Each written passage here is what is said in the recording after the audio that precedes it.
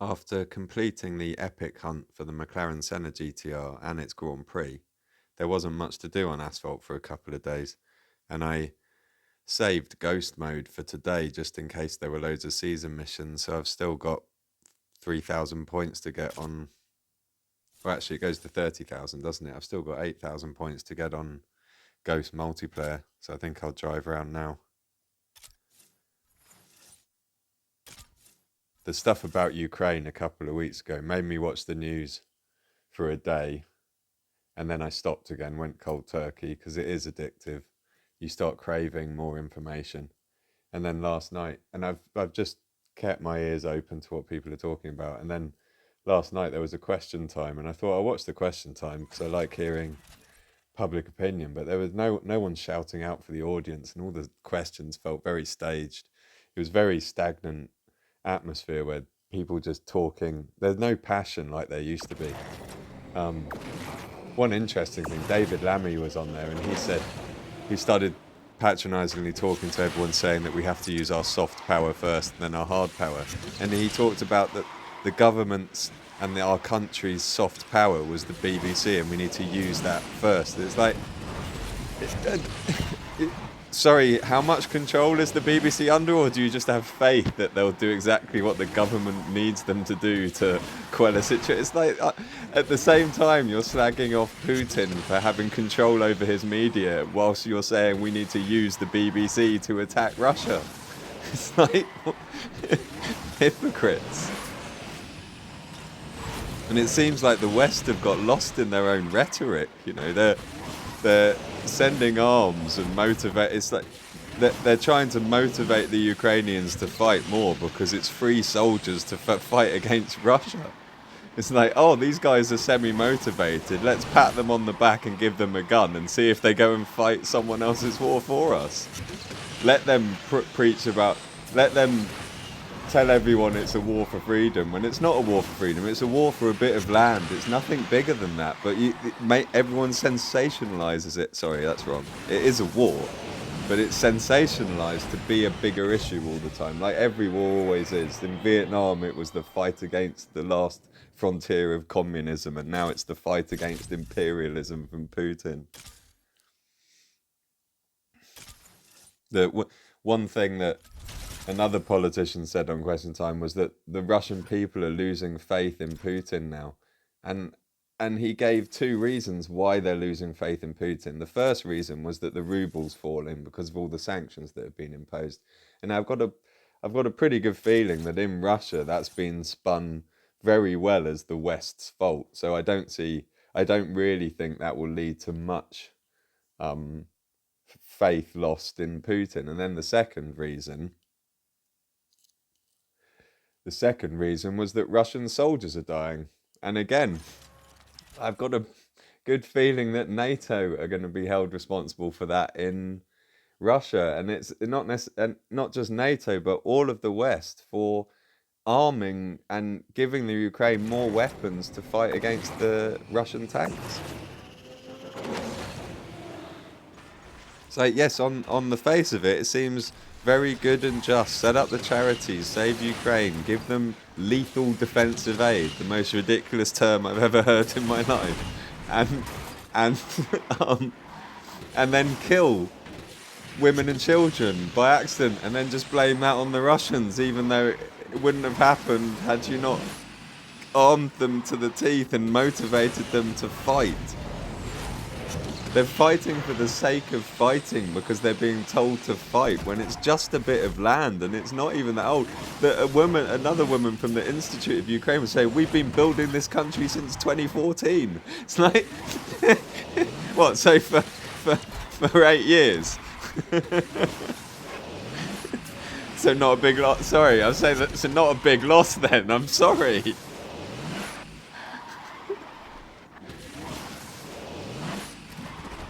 I thought Ukraine was 30 years old. I would have tried to say since the 90s, but she's only claiming that her government, her system of freedom and democracy has existed since 2014. And that's what's bothering Putin. And I'm not surprised it's bothering Putin. It's on his backyard, and Ukraine used to belong to part of CCCP, whatever that was when I was born. the USSR. Seems very similar to Northern Ireland and to Gibraltar and to the Falklands.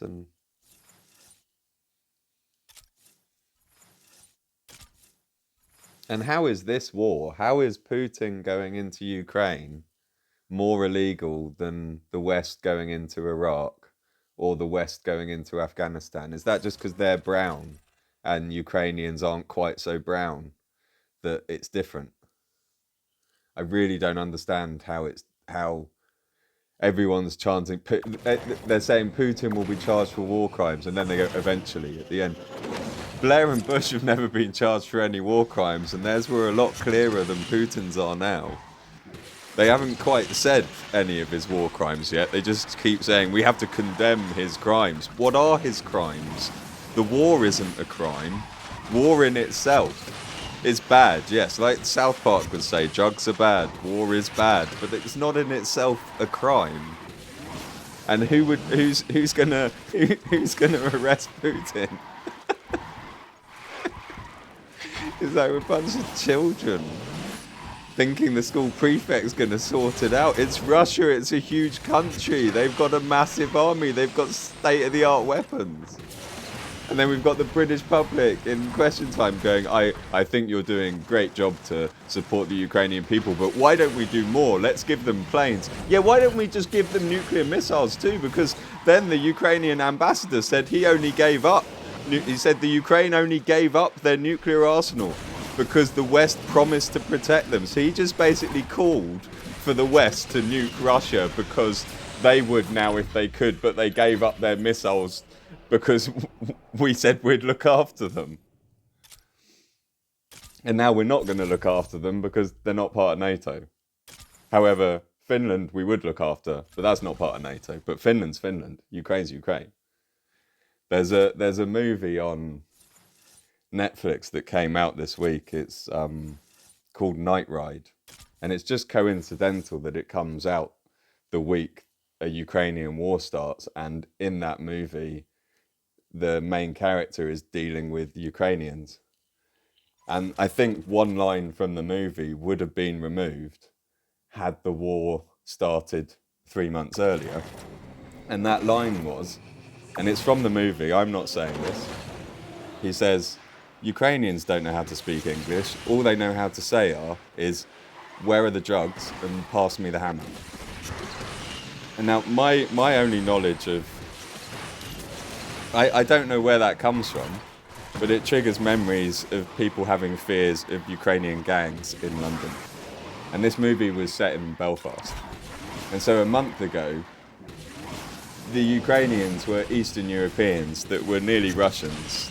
And a lot of the British people voted for Brexit because they are deep down racist and they've never liked Eastern Europe much. And Ukraine is Eastern Europe. But all of a sudden, now it's under attack from Russia, they're our best friends. I don't think they've ever, as people visiting England, I don't think many Ukrainians walk around England thinking, oh, it's so wonderful what the English people think of Ukraine. We just know Chernobyl, and then half the other people don't know it's not Russia.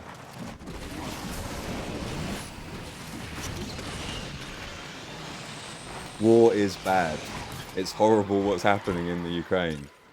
It's being perpetuated and extended by the West. It would have been over now. The French surrendered when the Nazis came in because they didn't want to damage their buildings. And it looks like Ukraine want to destroy their buildings so the Russians can't have them. And there was a mayor of Mariupol that eventually came to the conclusion, a city's more than its bricks and mortar, it's the people inside. So we can leave and we're still our city. So just I think it's like Israel, we're going to have to give Ukraine another bit of land somewhere else so all the people can go there, and then Ukraine's still Ukraine, but Russia get their land back. I don't think there's massive pots of gold lying in the ground or oases full of palm trees that dispense the nectar of the gods and give eternal life. I'm not sure what's in...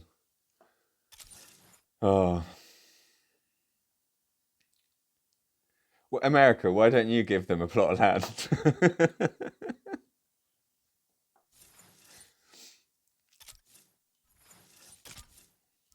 You've got quite a lot. Maybe the. Sorry, my head's looping because it's like, and who did they take it from? You know,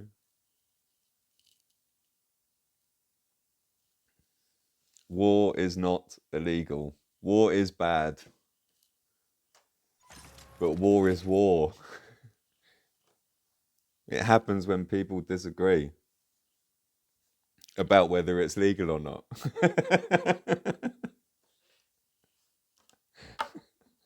Jesus.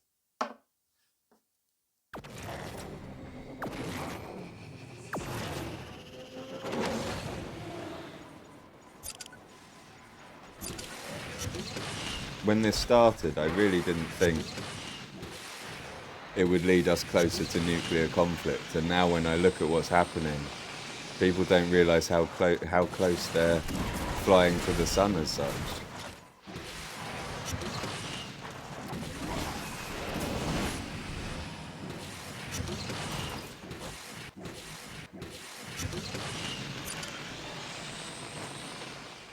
I imagine we've got some Ukrainian citizens in the Royal Air Force that know how to fly the jets, and if the public work that out. I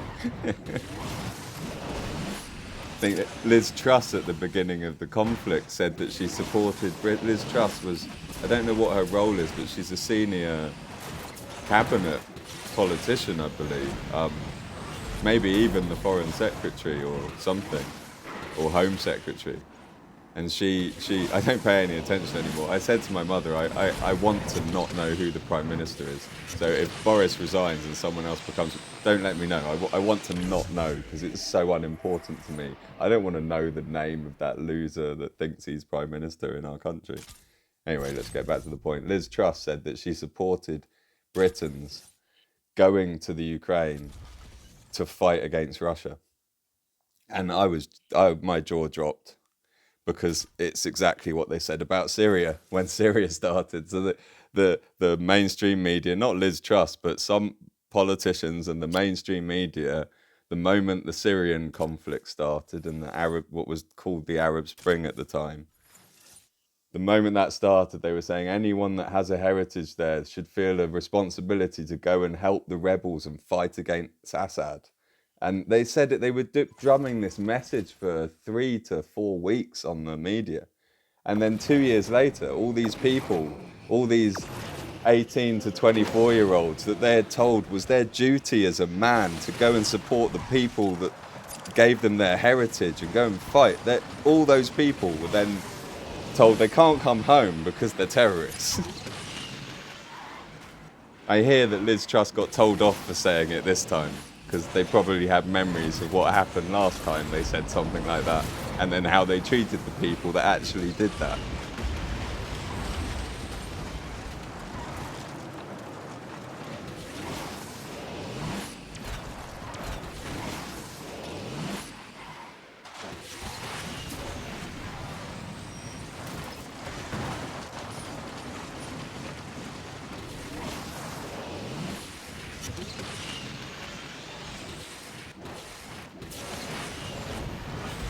It feels like something else is going to happen now. Like, while people are busy with Russia, what's North Korea going to do? He's going to have his thinking cap on this week.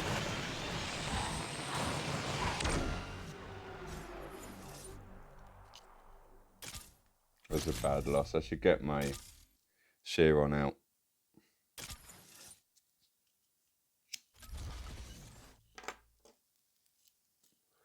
The Russian news channel got banned like 3 days after the conflict started, and we call it the Russian news channel. It's Russia Today, but there's Russia Today UK, and it's not a bad channel. Yes, it's Russian biased, but it's nice to see. It's I say that you have to watch it to understand. It's they like to raise every argument and pick holes. It's what information you choose to say. There's enough facts to share that you can share facts and leave enough out that it biased towards you, and that's probably what everyone does. But at least they give a lot more information than the other media, and you get to understand what the Russian perspective might be, or what the perspective they're getting told is. Whether it's true or not, it's nice to understand the other side. And all these chats, all these debates on Question Time and the UN meetings, no one ever seems to really comprehend that there is another side. Not a side that says it's right, not a side that says this, it's just another way of living. That's what different cultures have. I just assume that Putin wants his land back. I want northern Cyprus back. Lots of people want different bits of land back. Argentina want the Falklands back. Spain want Gibraltar back. Spain can invade Gibraltar and try and take it back if they want to. That's why we have so many military personnel there protecting it.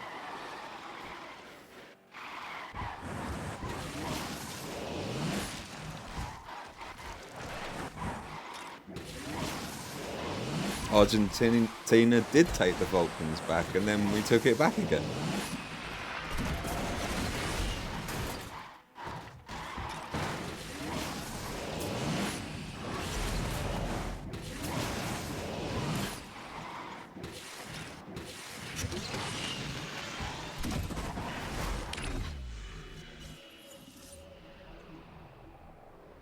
Lose 2 points for third. Oh. Anyway, I do hope it ends soon, but it doesn't look like it's going to when everyone keeps riling things up. I think I think the right decision at the beginning would have been a negotiated surrender, and I know that's a pussy thing. I'm not someone that would want to ever surrender, but it was Russia. If they came and try and invaded UK, I would probably think we have to surrender. We don't have the strength to fight against them. And now we're imagining that Ukraine on their own can fight back the entirety of Russia. And all this stuff about, oh yeah, Russia run out of fuel and they're getting tired.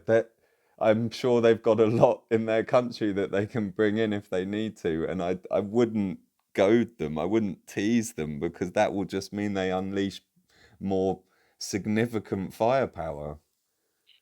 I think at the moment they're actually trying to control themselves to limit the amount of press that the British public can, that the West can say about them. Like the nuclear power station stuff not made me laugh, but was a bit ridiculous. Well, like that Ukraine have nuclear power stations. They have the largest nuclear power station in Eastern Europe, or in the European continent.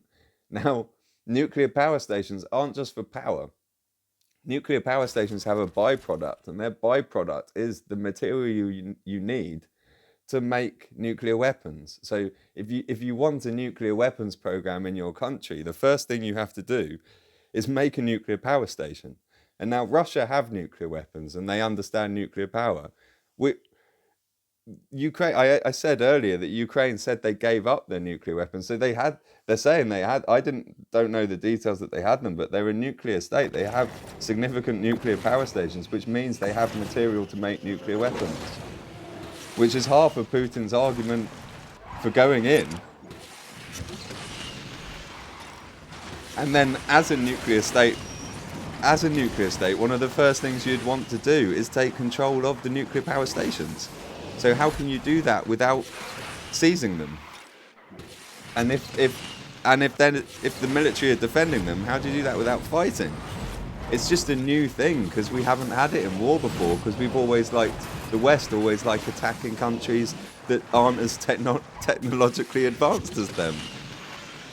So it hasn't happened yet that a state with significant firepower has invaded another country and taken control of a nuclear power station. Russia are writing the textbook for how to do it as such. I got a lot of lag then. I might go back to the Vanda. It's more lag proof.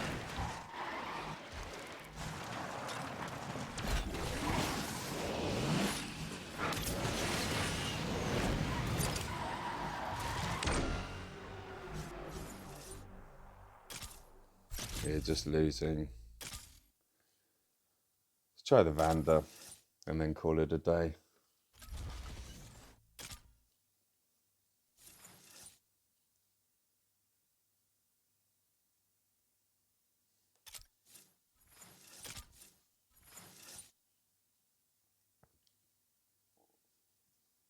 People, there are people that might think what I've said is insensitive to the Ukraine, but it's not. I care about lives, and the people that are arming the Ukraine are killing people.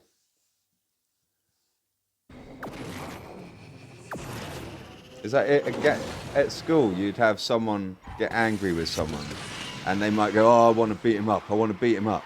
And then if there's 6 people behind him going, "Yeah, yeah, you should go and do it. You should go and do it. Here's a bat," you know. Yeah, then he goes and does it.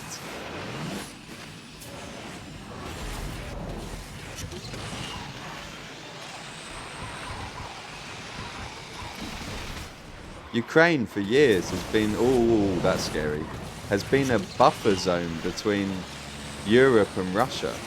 And it's been played like it's like a little puppy in a divorce that's being called by both the masters all the time. I feel sorry for it.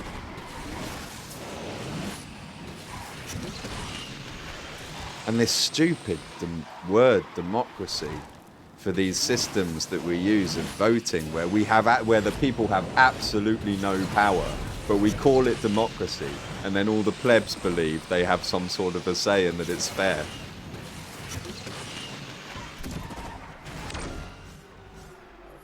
Am I losing more points? Yeah, I'm losing loads of points.